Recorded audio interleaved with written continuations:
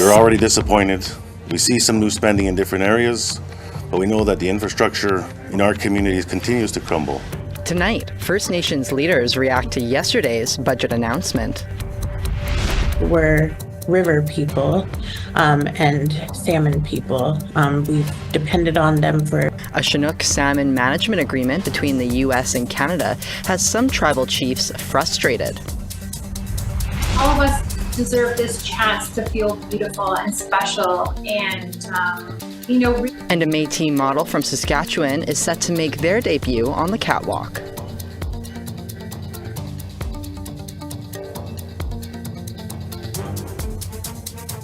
Hello and welcome to APTN National News on this beautiful Wednesday evening. I'm Sav Chonsa. First Nations leaders held a press conference in Ottawa today to give their thoughts on the federal budget that was released yesterday. There is clearly disappointment that this year's budget did not focus enough on Indigenous priorities. APTN's Fraser Needham has more. Finance Minister Chrystia Freeland gave a 40-minute speech on the benefits of the 2024 budget in the House of Commons on Tuesday, but never mentioned the words Indigenous or reconciliation, and this did not go unnoticed by First Nations leaders. And yesterday, Canadians heard how the federal government plans to spend resources for the coming months and years. Yet this process is marred by a glaring omission. And I was there yesterday to be able to hear, and I did not hear any words pertaining to reconciliation, unfortunately. Brendan Mitchell is Assembly of First Nations Regional Chief for Newfoundland, who's hoping to see more of a commitment to First Nations in the budget. I was expecting to see what I refer to as a reconciliation budget yesterday. I'll say it this way. What I expected to see was a reconciliation budget, and we did not see it. I remember being with the Prime Minister in large meeting rooms, two times at least, where he stated that my main or first priority as Prime Minister is into Indigenous people of this country. And I really was hoping to see more. Last week, the Assembly of First Nations put out a report that says it will take $349 billion to close the First Nations infrastructure gap by 2030. Ottawa does pledge $918 million over 5 years to address Indigenous housing and community infrastructure, but AFN National Chief Cindy Woodhouse-Neepanak says it's nowhere near enough. However, analyzing the budget's proposals for housing, policing, roads, and water fall far short of closing the long-standing infrastructure gaps that create so many difficulties for First Nations people. Mohawk Council of Akwesasne Grand Chief Abram Benedict also says First Nations people can't wait for government to address the growing gap. We're already disappointed. We see some new spending in different areas, but we know that the infrastructure in our communities continues to crumble. Overcrowding continues to be a reality for a number of our communities. Our remote communities, it's even worse. APTN News reached out to both the Métis National Council and Inuit Tapiriit Kanatami for comment, but neither were available for on-camera interviews. Instead, both released separate statements, where MNC President Cassidy Caron says she is pleased there's an investment to recapitalize Métis capital corporations, but ITK President Nathan Obed says he's disappointed that there was no money to eliminate tuberculosis by 2030. Fraser Needham, APTN National News, Ottawa. After the federal budget was released yesterday, Assembly of Manitoba Chiefs Grand Chief Kathy Merrick gave Canada a failing grade on housing for First Nations people. The Trudeau government committed $918 million over 5 years in new funding towards Indigenous housing and infrastructure. That money is in addition to the $5 billion from previous budgets. However, Grand Chief Kathy Merrick says it's not enough. Assembly of First Nations estimates that over $135 billion is needed to address the housing crisis in First Nations communities. The new investment would contribute to less than 1% of that cost. Other new Indigenous commitments include $1.1 billion for First Nations K-12 education and $1.1 billion toward First Nations and Inuit health over 5 years. Today, the United Nations Permanent Forum on Indigenous Issues entered its third day. APTN News' Angel Moore was on the scene. She reports that identity fraud by self-proclaimed Indigenous groups was a topic of discussion. I'm here at the United Nations headquarters. The Abenaki Nation of Quebec brought Indigenous identity fraud to the forum. The nation says the Abenaki of Vermont are made up of people who aren't Indigenous, and because of it, their culture, language, and traditions are at risk. Despite that, the state of Vermont recognizes the Abenaki there as a Native American tribe. Isaac LaChapelle Gill is a youth representative of the Abenaki Nation in Quebec. The world that watches us will listen to our voice and listen to our plea that the Abenaki, the fraudulent Abenaki nations from Vermont, are not actually Abenakis, that we are the people from this land and we want to claim back that title. We don't want to be replaced, we don't want our history to be reworked and rewritten. We want to take back our place as people from the territory. Tove Sondel Gaunt is a member of the Permanent Forum on Indigenous Issues. She says the people who attend and say they are Indigenous do it through self-identification, but that doesn't mean the UN extends recognition automatically. If they say that just being accredited to here and then they say, hey, we are recognized by the UN, I mean, that would be misrepresenting the facts. Just because you get an accreditation here under the Indigenous Peoples Organization badge, it's really not a proof of a formal recognition by the UN. Taylor Gavin is from the Broken Head Ojibwe Nation in Manitoba. However, she says the UN needs to take some accountability. Considering the theme of this entire conference is self-determination and enhancing youth voices, we need to start equipping the youth as well with the strength and the courage to be able to ask these hard-pressing questions. And if the UN themselves can't ask these questions, how do we expect the youth to do the same thing? The side events continue Thursday with the Grand Council of the Crees, who will be paving a way for future generations. Angel Moore, APTN National News, New York City. A Manitoba judge shot down a motion from accused serial killer Jeremy Skibicki, who claimed one of the 4 murder charges against him should be dropped. In November, Skibicki pleaded not guilty to the murders of Morgan Harris, Rebecca Contois, Mercedes Myron, and a 4th unidentified woman named Mishkode Bijake Ikwe, or Buffalo Woman, by the community. This week, his lawyer argued the charges related to Buffalo Woman should be quashed because there is no body or name to identify her. So this charge is a nullity, meaning it has no legal force. But Court of King's Bench Chief Justice Glenn Joyle rejected the motion. Contois' partial remains were found in the city-owned Brady landfill south of Winnipeg. The remains of Myron and Harris were never found. They are believed to be in the privately owned Prairie Green landfill north of Winnipeg. The location of Buffalo Woman's remains are unknown. Skibicki's jury trial starts April 29th.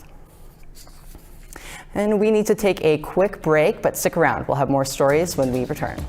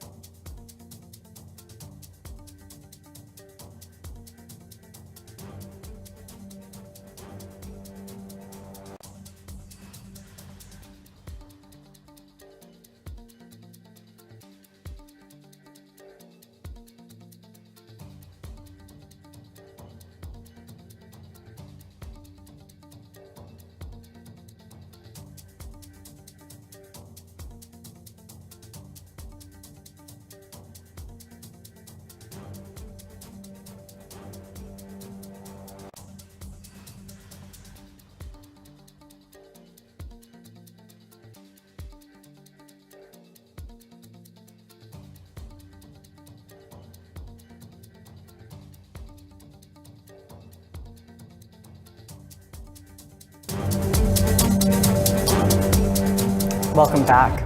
A controversial silica sand mine has been recently approved in Manitoba. In part one of this two-part series, we'll tell you why some community members say it shouldn't go ahead. When Reg Samard moved to Manitoba, Manitoba, he was looking forward to retiring in the woods. He wanted to enjoy the nature surrounding his reserve of Hollowater First Nation.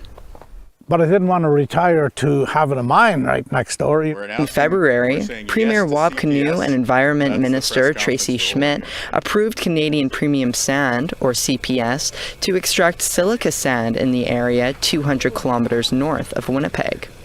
The news came after 5 years of consultations between CPS and the previous Manitoba government, and only a few months after Kinew was elected. During that time, land protector group Camp Morningstar was fighting to be heard. Really what it comes back to is free, prior, and informed consent. If we had these conversations before anyone signed anything, we would all know where everybody is, right? And by excluding people and not giving them the voice, this adversarial relationship happens. And I had hoped that our government might bring something to the table with that. And that's my biggest disappointment, is to have so quickly after the election to be kind of trampled upon, right? Yeah, that hurts. MJ McCarran is part of Camp Morningstar, along with Samard and Kateri Sabe Ekwe Phillips. They say the approval went ahead without meaningful consultation between the provincial government, CPS, and their camp, and ignores the environmental review process, or ERP.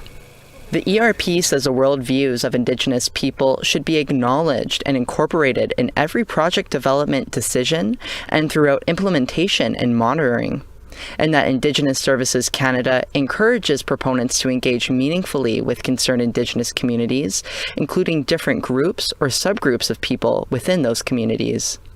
In 2018, Hollowater First Nation received $250,000 from CPS to support the development of the project after the Band Council signed a memorandum of understanding with the proponent.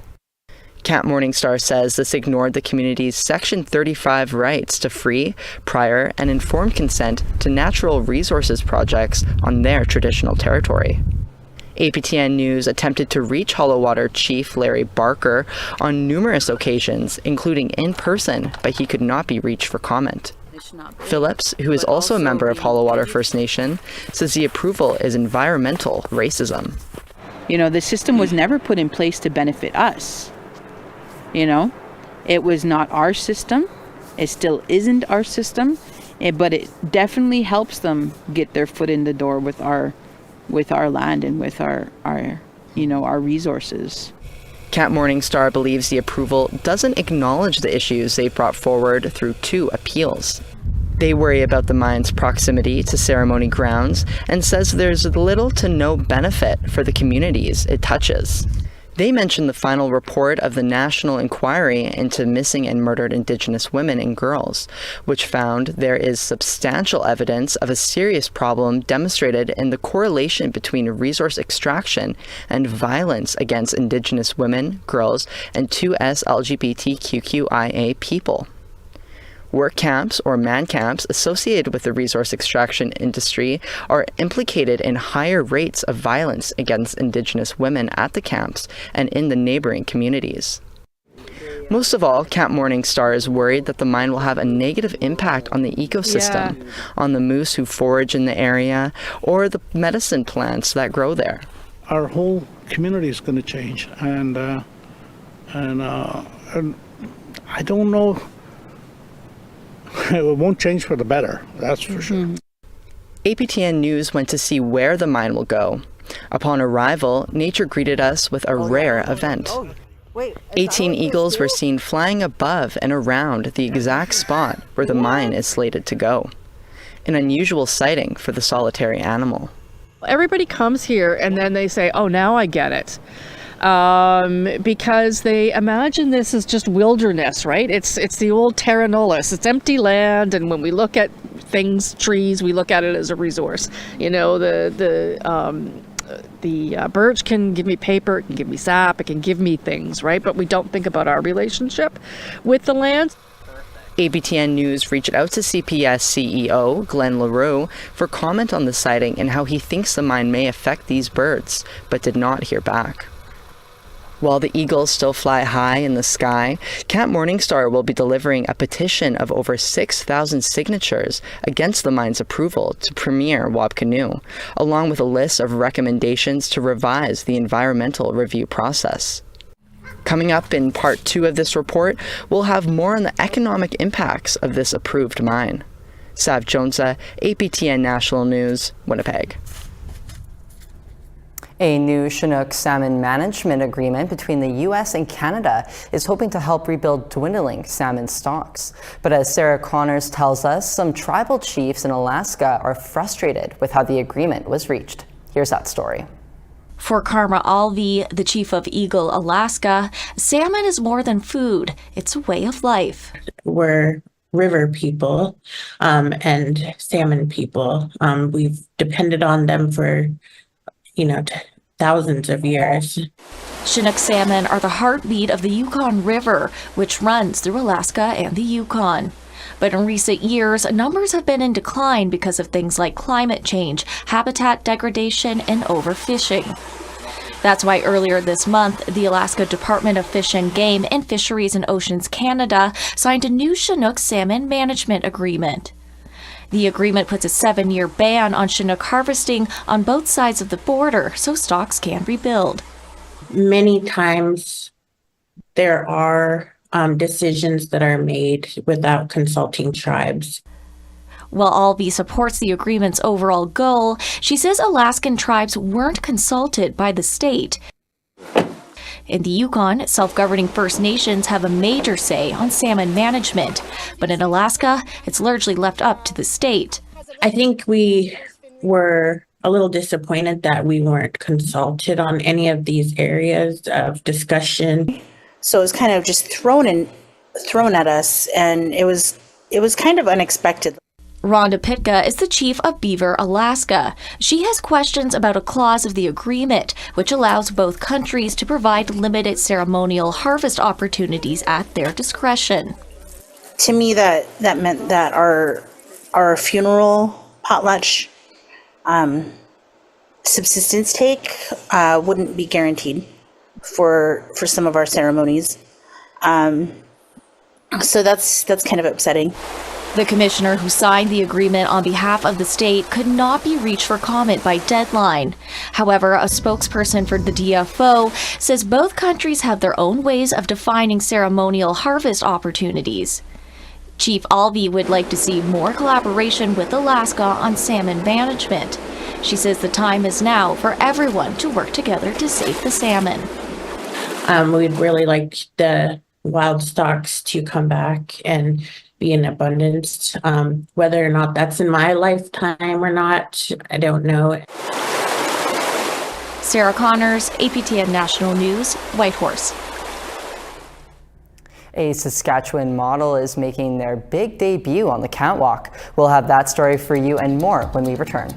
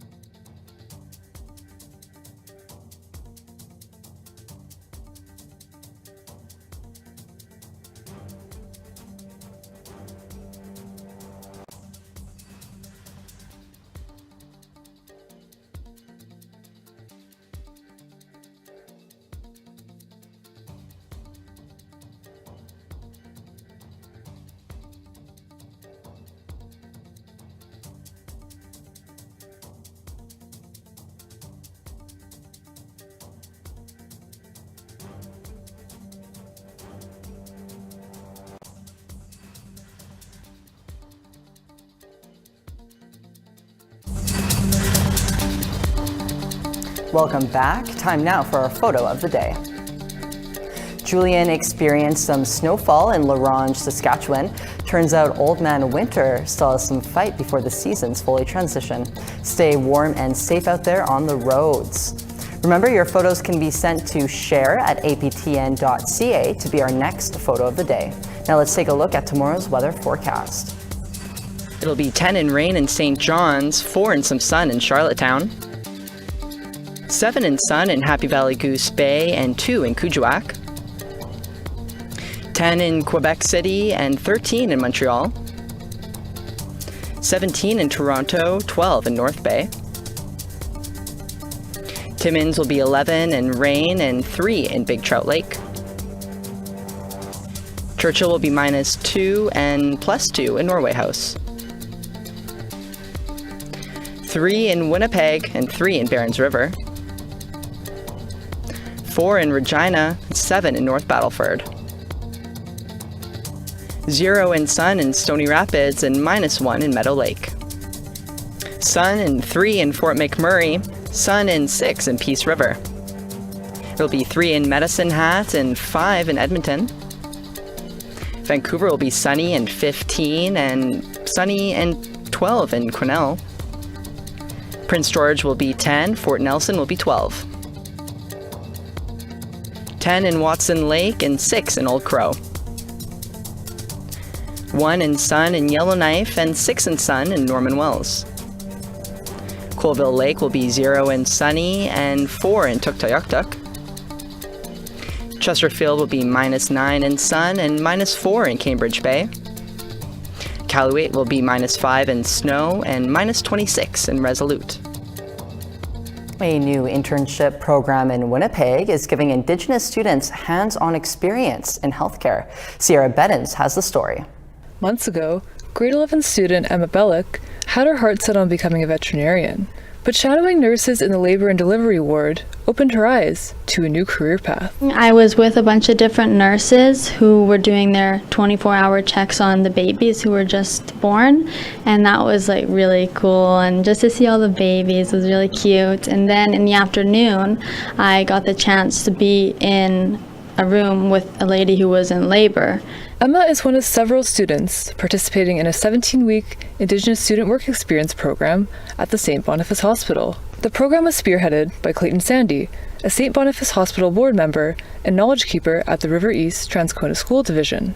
Sandy says the program offers hands-on opportunities and experiences that go beyond the classroom. I dropped in like 3 weeks ago. We have it every Tuesday, a full day, and the students were at the research lab, and they all had a tray with a heart, a pig's heart in it, and it kind of blew me away because they're all cutting it open, stuff like that, and handling it and stuff like that. And yeah, I just thought, how many students ever get an opportunity to do something like this ever? That experience was pivotal for Matt Telenko, a grade 11 student at Murdoch-Piquet Collegiate who hopes to become a cardiac surgeon. He says the program has given him a clearer picture of what he wants to do in the future. I think my favorite spot is CR5 in the Asper ward, which is post-op surgery, so right after the cardiac surgery happens. And I found that very interesting. It intrigued my interest for what I wanted to become later in the future. By offering high schoolers on-the-job experience, Sandy hopes the program will nurture future Indigenous healthcare workers. They're in grade 11 or 12. I'm hoping that many of them will maybe continue into post-secondary into some field that they had an experience to go into here at the hospital. Now 2 months into the program, Emma sees tremendous value in expanding Indigenous representation in healthcare. It can be scary for lots of Indigenous people coming here, and it's a very fast-paced environment. And if you see somebody who you can connect with or feel similar to, then I feel like it'd be more comfortable for them. Sierra Bettens, APTN National News, Winnipeg. A model from Saskatchewan is set to be part of the first annual Santa Fe Indigenous Fashion Week. The part-time model and graduate student is encouraging Indigenous youth to follow their dreams in the fashion industry. Our reporter, Rachel May, spoke with them ahead of the show. Our diversity is what makes us beautiful. And I feel like especially in the modeling world, we don't think about that enough. Originally from the Métis community of St. Louis, Saskatchewan, Otakawanachako is now an international model, gracing magazine covers such as Tribal Art magazine and walking down both runways in Canada and America. Otakawan normally studies anthropology, Native American studies, and geology at the University of New Mexico, but is now heading to Santa Fe to model in the first annual Santa Fe Indigenous Fashion Week. They say that the fashion industry needs more Indigenous representation and that they're happy to see events like this taking place. All of us deserve this chance to feel beautiful and special and, really be upheld by their community. When it comes to encouraging Indigenous people to join the fashion industry, Otakawan says it's important to never forget your culture. I consistently just follow my passions and my dreams, sort of like my ancestors who moved across the land and pursued their dreams and their passions. The first annual Santa Fe Indigenous Fashion Week kicks off on May 2nd and runs until May 5th. Rachel May, APTN National News, Saskatoon. And that brings us to the end of our newscast for today. For news anytime, please check out our website at aptnnews.ca. I'm Sav Jonesa, and from all of us here at APTN News, thank you so much for joining us tonight. Take care.